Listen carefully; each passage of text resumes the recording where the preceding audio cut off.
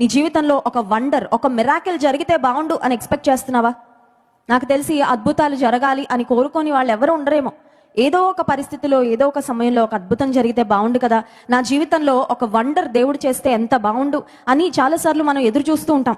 అయితే యేసుక్రీస్తు ప్రభు ఈ లోకానికి ఆశ్చర్యకరుడు అనే టైటిల్తో ఈ లోకానికి వచ్చాడంటే కారణం, అంటే దానికి అర్థం ఏంటంటే ఆయన ఆశ్చర్య క్రియలు జరిగించేవాడు. ఆశ్చర్యం అనేది ఏంటంటే నాట్ నార్మల్ కదండి, నార్మల్గా జరిగేవి, ప్రతిదినము జరిగేవి, మన దైనందిన జీవితంలో మనం ఎక్స్పెక్ట్ చేస్తూ ఏవైతే ప్రతిదినం జరుగుతుంటావో అవన్నీ నార్మల్. కానీ దేవుడు చేసే కార్యాలన్నీ ఎక్స్ట్రాడినరీగా ఉంటాయి, మనల్ని ఆశ్చర్యచకితుల్ని చేస్తూ ఉంటాయి, మనల్ని అబ్బురపరచేవిగా ఉంటాయి.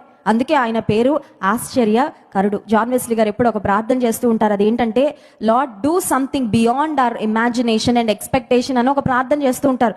దేవా, మా ఊహకు మించి, మా స్థాయికి, మా సామర్థ్యానికి, మా ఆలోచనకు మించి నువ్వేదో ఒక కార్యం చెయ్యి అని ఒక ప్రార్థన చేస్తూ ఉంటారు. నిజమే, దేవుడు మన ఆలోచన విధానానికి అతీతంగా ఆయన పనిచేస్తాడు, మన ఊహకు మించి ఆయన కార్యాలు చేస్తుంటాడు. ఎఫెసీ పత్రిక 3వ అధ్యాయం 20వ వచనంలో దేవుని వాక్యం సెలవిస్తుంది, అడుగు వాటన్నిటికంటేను, ఊహించు వాటన్నిటికంటేను అత్యధికముగా చేయ శక్తిమంతుడైన దేవుడు.